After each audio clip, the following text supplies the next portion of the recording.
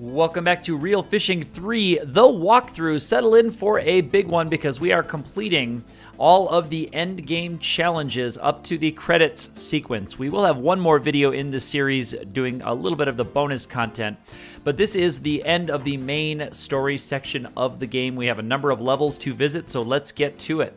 After you have completed the salmon river by catching the salmon, you are challenged to catch a few fish in a few different levels. The first one is a deep-bodied crucian carp that is at least 18 inches. So we're going to be seeing the successful fish battles from each of these, not the entire fishing session because we've seen all these levels before.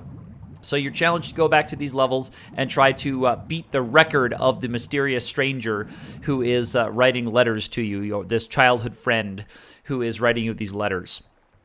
So looking at this deep-bodied crucian carp, if you notice where I cast there, it's just on that left side of the stick. That's not the only place I think that this fish spawns, but back there by that stick is the place to go for your bigger DCC, your deep-bodied crucian carp.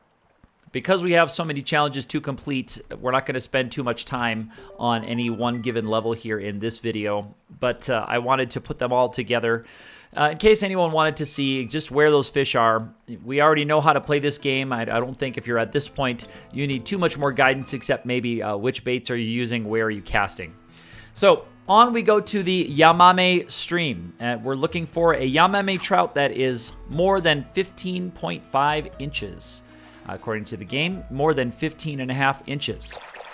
So in the Yamame stream there, on the right side up near the waterfall, that's where there's a lot of dace. There's also the one splake up there. And then on the left-hand side is where your Yamames are. The Yamames are the fast biters, so you got to be ready to push that X button right away. Some of these fish took longer to find than others. It was really just a matter of luck, I guess, a matter of luck and looking. Usually I was able to kind of reset each level by going to the map screen and coming back. So I will mention that tip pretty early here. If you're looking at the layout, especially later on when we get to the woods level and you don't see any of those lunker size fish in the water, you go to the map screen, go to a different fishing stage, and then come back to your target one and it kind of refreshes. Also, catching a fish or losing a fish will sometimes refresh and put fish, kind of reset where fish are and what's there. Because there's not always a good target that you can see, at least obviously, for a big fish. I caught lots and lots and lots of fish that were just on the small side, that were just under the size that we needed in a lot of these levels. There's the bullhead right here in the Yamame stream. It's pretty interesting. That's not an easy one to find, but there it is. Our young bullhead down there. There's only one size of bullhead. I will speak on this. After you have caught all the fish, you do get the credits sequence. You do get the credits sequence after we go through all these challenges, but the bonus content is only unlocked when you have caught every size category of every species in the game. So as I completed that the one in these challenges, I had not at that time caught every size category of every species. It was particularly tricky to catch the larger splake, because splake are just kind of hard to find anyway. And also the mature pink salmon was another tricky one because they're only in that level for a limited time. The game tells you it's just during the summertime if you read the description. So those mature salmon make a run up during the summertime. So it took me a few revisits of that level. Anyway, that was the Yamame trout that unlocked the next stage. And indeed, off we go. We are back at the pier. And in the pier, we are looking for a largemouth bass that exceeds 16 inches, basically the same size as the Yamame trout that we needed. So this is your regular pier. This one you can see a number of larger bass around even in the foggy day here, but I saw a larger one back there.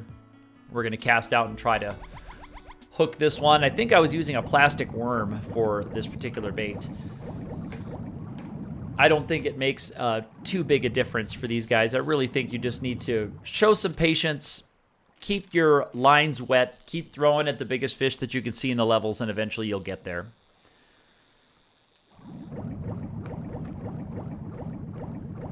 But once we're in the fish battle, there's not too much in these regular challenges to really go on and on about. They're your regular fish battles.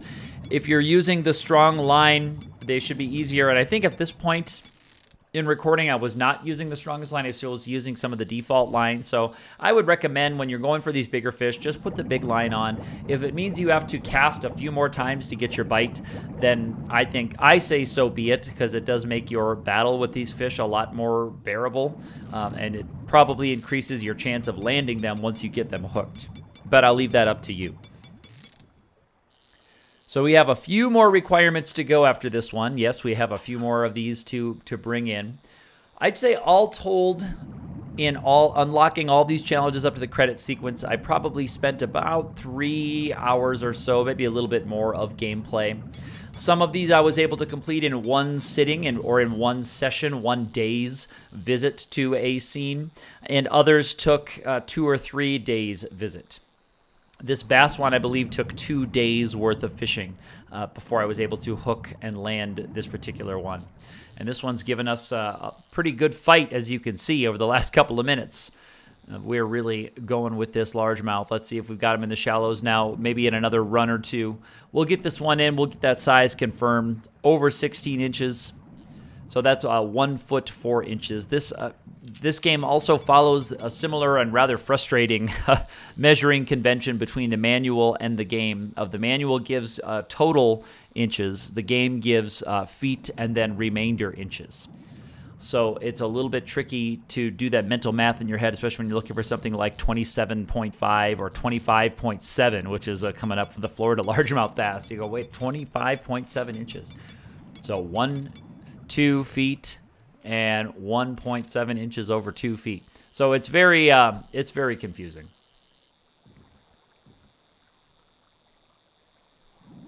And there's even some difference in the fish where there's fractions of inches that are not shown when you catch the fish. I believe those fractions are shown when you go to the fish data screen. So sometimes I notice that the fractions would be a little bit smaller, a little bit larger. And so the Florida largemouth bass that we catch in a little while was just big enough. This one is 1 foot 5, so that is obviously over the 1 foot 4 that we need, the 16-incher for this level. So there we go, landed on its way, and we are on our way over to the Char Mountain Stream. We are going back to the Char Mountain Stream. This one you need to catch 3 char that exceed 17.5 inches. So we're not going to see all 3 of them caught. We're just going to see the third one because they all look pretty much the same. But you can see there's a pretty large char sprite right there. I knew when I saw this third one after having caught the other 2 in this fishing session that this was going to be number 3. So on we go. So 17.5 inches, that means we're looking for 18 inches. So that'll be 1 foot 6 inches by my mental math anyway. Between these levels, the letters that you get from your friend issue you the next challenge. So if you're not using the manual to go by what the next challenge is, the letters that the dog brings into you do let you know, hey, remember when we used to go to the Char Mountain Stream? I bet you can't catch 3 char that are more than 18 inches or whatever. So sometimes they'll say, my personal best bass was this size, or my personal best was this. I don't think you can beat it, or I don't think there are any fish of this size in there anymore. Maybe you can prove me wrong. So the letters do hint at where you're supposed to go next. And in the letter tray, the letters are even organized by challenges in the end. So you can see like the general tips, the seasonal things, the about fishing. Then there's the philosophical ones that are pretty, I think, interesting to read in a modern eye. But there's also a section for challenges. So this one is exactly 18 inches, and that is our third one. You hear the jingle right there. So we are going to go on. You won't need to see all 3 battles with those fish in this video. So coming up next, after the Char Mountain Stream, we're heading up to the Waterfall Basin for these big char up here. And we're looking for one that is over 21.5 inches.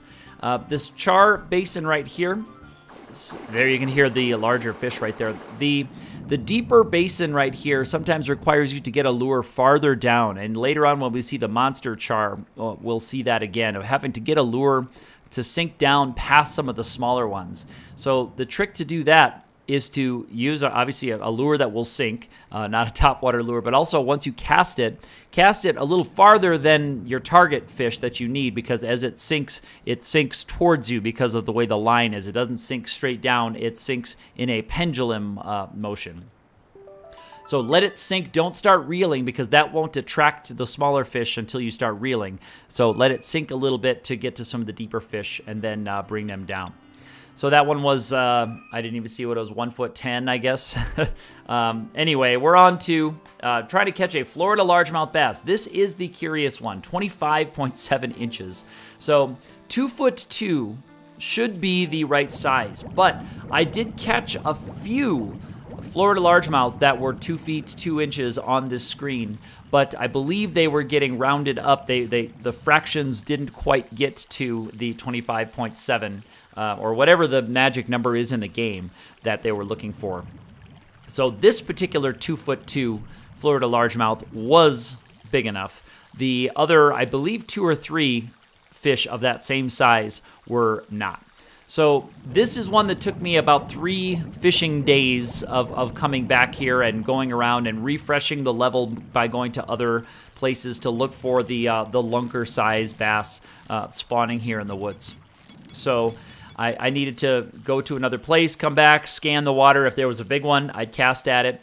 You also get pretty good at identifying the fish size category as they come to bite. So if it was a Florida largemouth, but it was not in the size category of lunker, if it was just in the mature, the sprite's a little different. The fish look a little bit different. Not really just the size, but also just the design is different. So you can see what's biting before you need to decide to set the hook or not. And that can save you a lot of time, although I don't think it helps your stats to intentionally miss fish. But you can also just push the C button to cancel it and jerk your bait away. If the fish hasn't put it in its mouth, you can push the C button to pull the bait in. So this 2'2" is right there. Now, interesting weight here, 6 pounds for a 2-foot bass is, in my opinion, that would be a very, very skinny 2-foot bass. If you caught a bass that was that size, that'd be a lot heavier. Okay, we're in the Misty Cove. Misty Cove, you have to get there on a misty day. But here, this one is interesting. The trophy-sized brown trout spawned right in front of my fishing spot, right on the bank, basically. And as you can see, it bit, and I was able to turn it and get it in right there. Boom.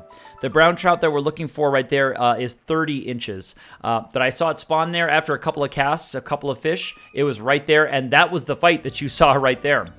So that was a very quick one, as this will also be a fairly quick one. The big head carp in the old bridge. This is supposed to be the big end game fish that we were never able to catch, and you can see it in the water right there. When you go to the old bridge after you have cleared the brown trout at Misty Cove, you get it there. So I'm doing something like the brown trout where I'm casting on the nearer side to me. So I'm actually drawing the fish closer to the landing spot without it being on the line. So I'm casting in front of it to see if I can pull the fish closer to me before I set the hook to save a little bit of fight time. And with the brown trout, I didn't have to really draw it near to me. It was already right there. So as you can see, I hooked it, and it was one turn and reel, and it was in. The big head carp is not quite that quick, but by getting it to come in to me instead of hooking it out where it was sitting there past that drop-off, I believe I was able to save a number of cycles.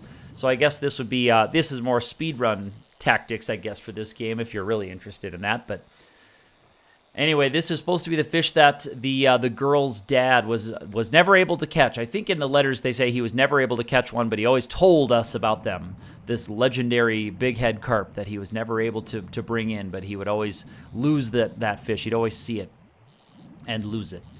I think he also later on will tell us about the giant king salmon, which we'll see in the next video. That'll be kind of the final bonus content video here. So we just need to catch the big head carp. So this looks a little bit more relative to the size. 5'11", 75 pounds. I think it'd be a little bit larger than that, heavier than that, I would say. 5'11", that is as tall as a tall human is, and pretty bulky. So I think it would weigh definitely over 100 if it was a 5'11" fish, I would wager.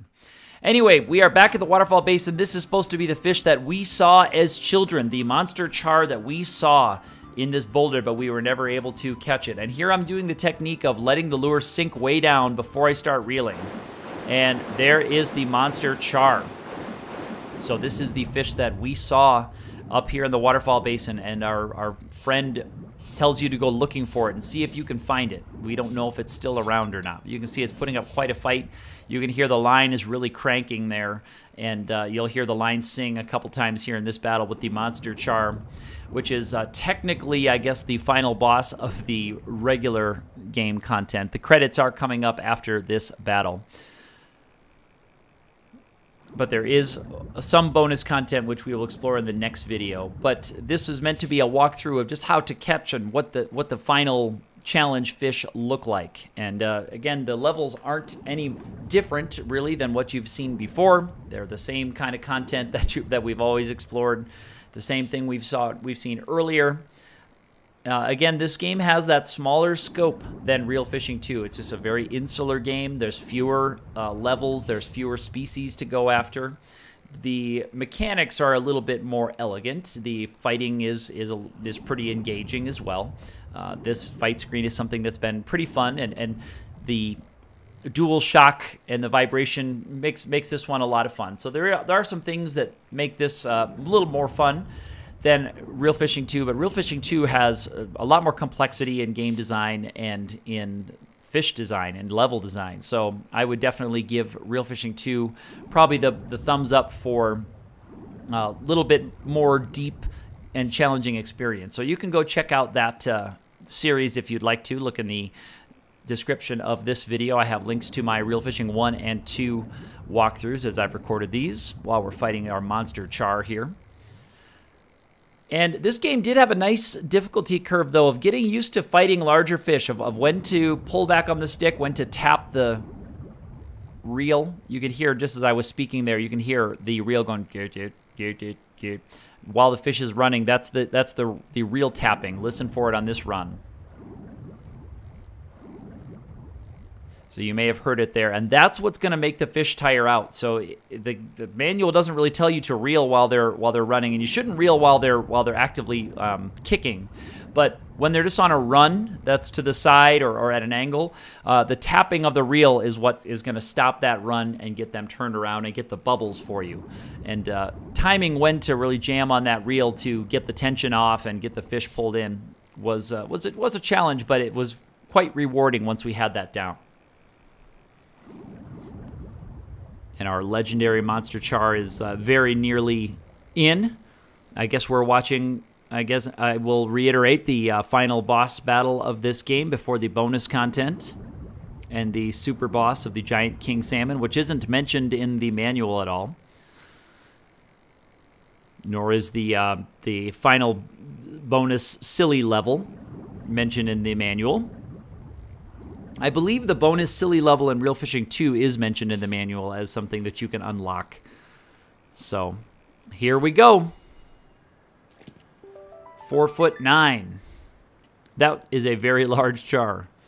That is a very, very large char for a small river like this. 4'9". There's the monster char.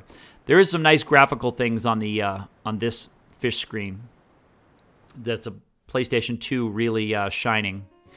So as we go to the credits, I'll say a few final words and then I'll let the credits roll for you if you want to enjoy this one.